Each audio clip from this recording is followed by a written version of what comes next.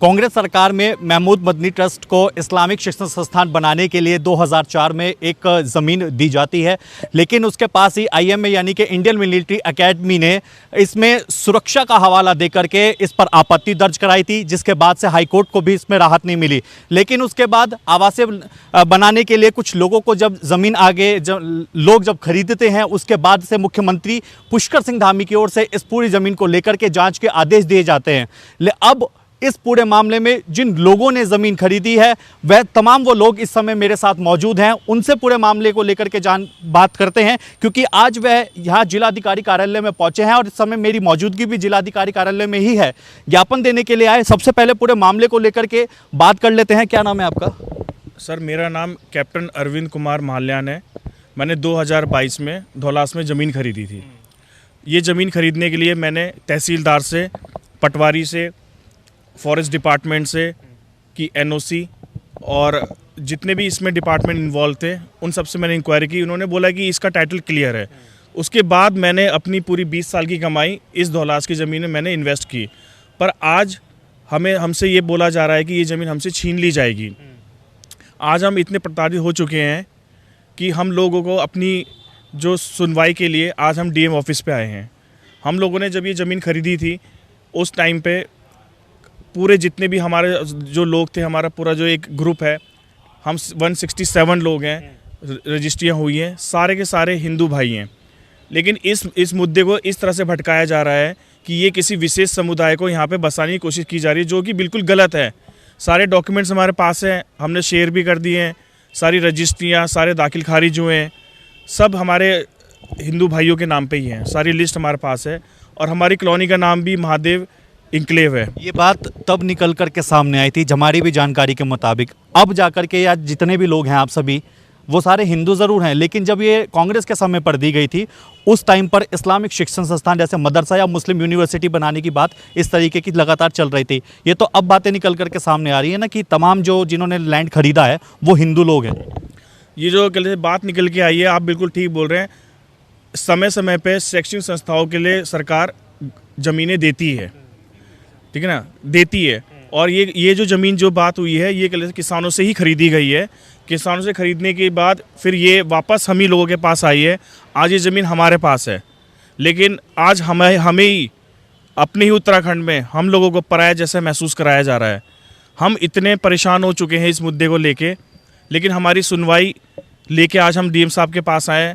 हमें होप है कि वो हमारी बात सुनेंगे। अधिकांश लोग देखिए इसमें क्या है कि उत्तराखंड के ही मूल निवासी हैं, क्योंकि जिस तरीके से ज्ञापन भी हमारे पास है जो वो है जिलाधिकारी को सौंपेंगे तो उसमें भी ये बात मेंशन की गई है। और भी लोग मेरे साथ मौजूद है, बात करते हैं। आपने कब यहाँ पर जो है लैंड खरीदी थी और कितनी लैंड, और अब जाकर के किस तरीके से संकट गहरा था वो नजर आ रहा है? सर, मैं एक्स आर्मी हूँ और मैंने यहाँ पे 2023 में ज़मीन लिया था। 200 गज की प्लॉट है, मेरी छोटी सी प्लॉट है, बहुत बड़ा नहीं है। बट अभी वो बात हो रही है ना आवंटित, और ये जो आवंटित है ही नहीं ये ज़मीन, जो सरकार बोल रही है कि आवंटित है। आवंटित तो कहीं से भी नहीं है ये ज़मीन। और जो डॉक्यूमेंटेशन हमने जब ज़मीन ली थी, सारे डॉक्यूमेंटेशन हमने उनसे जो जिनसे भी हमने ज़मीन ली उन्होंने सारे डॉक्यूमेंटेशन हमारे को दिया। उन्होंने बोला कि ये पहले मुस्लिम्स के अंडर में ही था और सरकार का जो भी वो था, गवर्नमेंट की जो पॉलिसी थी उनके हिसाब से हमने सारी डॉक्यूमेंट्स को स्टडी किया, सब कुछ क्लियर था पिक्चर। उसके बाद ही हमने इस प्रॉपर्टी को लिया और उसके बाद गवर्नमेंट ने भी इस चीज़ को म्यूटेशन भी किया और रजिस्ट्री भी करी। बट एनी हाउ जैसे भी हुआ, आज सरकार ये बोल रही है कि हम इसको अपने अंडर कर लेंगे। वो कैसे कर सकते हैं? अगर आपने रजिस्ट्री की है, म्यूटेशन की है, तो किस बेस पे की? पूरे मामले को लेकर अभी तक जिलाधिकारी से कोई बात? कल भी आप लोग आए थे, जानकारी हमें मिली जैसे कि नहीं अभी तक मिलना हुआ। आज भी आप यहाँ पर है, अभी तक नहीं आपकी मुलाकात हो पाई? हाँ, कल हमें बताया गया था क्या यहाँ पे जिलाधिकारी महोदय सचिवालय में गए हुए हैं, तो उनसे नहीं। कल हमने ज्ञापन दिया था। आज जिलाधिकारी जी मीटिंग्स में व्यस्त हैं, तो हम अभी मिलेंगे। आशा है कि हम ज़रूर मिलेंगे और अपनी बात रखेंगे। जैसा भाइयों ने बताया है कि मेरा बेटा भी वायुसेना में पायलट है और हम लोगों ने बहुत पूरी लाइफ की जो हमारी अर्निंग होती है एक मध्यम वर्गीय परिवार की, वो एक जगह में लगाता है क्या। और शहर में हम इसलिए नहीं खरीद पाते हैं कि बहुत ज़्यादा महंगा हो चुका है, सब हो चुका है। तो आगे हम इस तरह से गवर्नमेंट भी, सरकार भी इस तरह से बातें करेंगी, क्या ज़मीन निहित कर लेंगे, तो ये तो मतलब एक समझ में नहीं आता। क्या माफिया भी ऐसे बोलता है, कोई कब्ज़ा कर लेंगे, ये कर लेंगे, वो कर लेंगे, और सरकार भी ऐसे ही बोलेगी। तो अगर सरकार ही ऐसे करेगी, और हम लोग देशभक्त हैं, हमारे फैमिलीज़ में काफ़ी लोग 165 परिवार, 167 परिवार यहाँ पर हैं, और सभी लोग हिंदू हैं। ये गवर्नमेंट को, बाकी पत्रकार और भी हैं, गवर्नमेंट ऑफिशियल्स हैं, सरकारी विभाग से 50-50 गाड़ियाँ जा रही हैं वहाँ पर, इस तरह से कर रहे हैं। क्या लोग कोई कब्ज़ा करके बैठे? तो ये इस तरह की झूठ फैलाना ये सही नहीं है। और सबसे बड़ी बात ये है, क्या ये किसानों से खरीदी गई ज़मीन थी, हाई कोर्ट ने उसको परमिशन दिया कि आप विक्रय कर सकते हो, कि इस पर आप सेल कर सकते हो, तब ये बाकी लोगों ने ली है। तो इसमें कोई ऐसा वो होना ही नहीं चाहिए, और प्रोपेगेंडा से बचना चाहिए हमारे को। हाई कोर्ट ने कहा, बिल्कुल सही बात है, लेकिन हाई कोर्ट ने शायद ये भी कहा, जैसे आपको नहीं जानकारी है, कृषि भूमि के लिए ही ये इस यूज़ होनी चाहिए, ये शायद आपको नहीं जानकारी। हम लोगों ने भी कोई कृषि भूमि से अभी नहीं, हमने कहा है कृषि भूमि में ही उसकी रजिस्ट्री हुई हुई है, वो बिल्कुल है। गाँव में 99% जगह जहाँ कृषि भूमि है उस पर ही घर बने हुए हैं। अगर कोई आदमी कृषि भूमि करता है, या तो आप उसको प्रोसीजर ही बंद कर दीजिए, उसकी रजिस्ट्री बंद कर दें। तो गाँव में जितनी ज़मीनें हैं तो कृषि भूमि पर ही घर बनाएगा ना कोई भी, और घर भी नहीं बनाना है, हम उसकी बात एक अलग नहीं कर रहे हैं। ज़मीन निहित कैसे कर सकती है सरकार? हमारा मुद्दा एक ये है, हमारी जो खून पसीने की जो कमाई है पूरी लाइफ की, उसको कैसे आप इस तरह से बोल सकते हो? पॉलिटिकल इसको मूव ना दें, और सरकार से, मुख्यमंत्री जी से, गवर्नर सर से, इवन मोदी जी से भी एक ये अपील है कि यहाँ के जो परिवार हैं उनका दर्द समझें, और हमें ऐसे प्रताड़ित ना किया जाए। Thank you. आप जब टीमें वहाँ मौके पर पहुँची थी, आप लोगों की भी उनसे बातचीत हुई होगी? नहीं, बातचीत कोई नहीं। किसी से, जो भी तमाम जिला प्रशासन की टीम, चाहे राजस्व, फॉरेस्ट हो, किसी ने कोई बात नहीं। लेकिन आप लोगों ने अपनी आपत्ति तो किसी तरह से कोई दर्ज कराई? नहीं, हमने कोई आपत्ति दर्ज नहीं कराई, क्योंकि हम तो खड़े थे और उन्होंने हमें कोई जवाब। आपने उनसे कुछ पूछा तो होगा, लेकिन क्योंकि जिस तरीके से जब वहाँ पर काम किया जा, नहीं, जैसे ही मीडिया आई और लोग इकट्ठा हुए तो वो सब चले गए थे।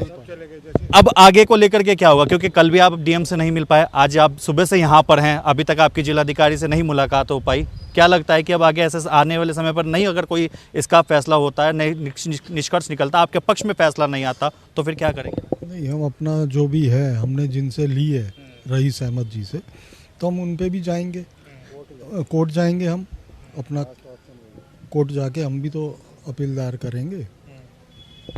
सर, मेरी समझ में ये नहीं आ रहा है, हमने ज़मीन रजिस्ट्री कराई है सुबह, ये तो है वो हुआ नहीं कि हम रात में गए और सुबह हमारे नाम ज़मीन हो गई। हमने रजिस्ट्री कराई है, दाखिल खारिज हुआ है, ज़मीन सारे पेपर चेक हुए हैं। ज़मीन तो ऐसे कैसे ज़मीन हमारी कोई भी छीन लेगा? ऐसे तो कहीं भी प्लॉट ले लेंगे, कोई भी प्लॉट ले लेगा हमारा, तो हम कहाँ जाएँ, क्या करें, आप बताइए। तो क्या मुख्यमंत्री को से भी इस बारे में को लेकर के, इस मामले को लेकर मुलाकात के लिए कुछ सोच रहे हैं? हमारा प्लान तो यही है कि अगर अब यहाँ से कहीं से भी सुनवाई नहीं होगी तो सीएम साहब के पास तो जरूर जाना पड़ेगा हमें, क्योंकि हम भी ये चाहते हैं कि इसका सॉल्यूशन निकलना चाहिए, ना कि ये अब हमारे को बोल देंगे। एक प्रकार से धमकी टाइप की हो रही है कि भाई हम नियत कर देंगे। नियत कैसे कर देंगे हमारी प्रॉपर्टी को? आपने अगर इसको म्यूटेशन किया है तो किस बेस पे किया? रेवेन्यू ऑफिसर वहाँ बैठे हुए, उनको पता होना चाहिए कि भाई किस बेस पे आप उसका म्यूटेशन कर रहे हो। म्यूटेशन इस मतलब कि आप ऑथेंटिकेट डॉक्यूमेंट है, उससे ऊपर तो कोई डॉक्यूमेंट ही नहीं है।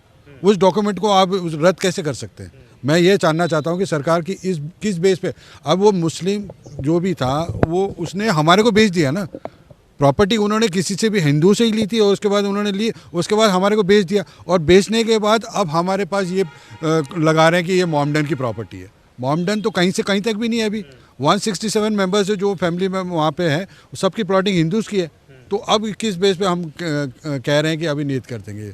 ये हम जानना चाहते हैं सरकार से कि भाई हमारी मदद करें, ना कि हमारे और प्रेशर ना डाल दें इसके ऊपर। तो बिल्कुल देखिए, तमाम जिन्होंने ज़मीन यहाँ पर खरीदी है उन सभी का ये कहना है, और सब है भी यहाँ पर, ज़्यादातर जितने तमाम जो लोग हैं वो हिंदू ही हैं।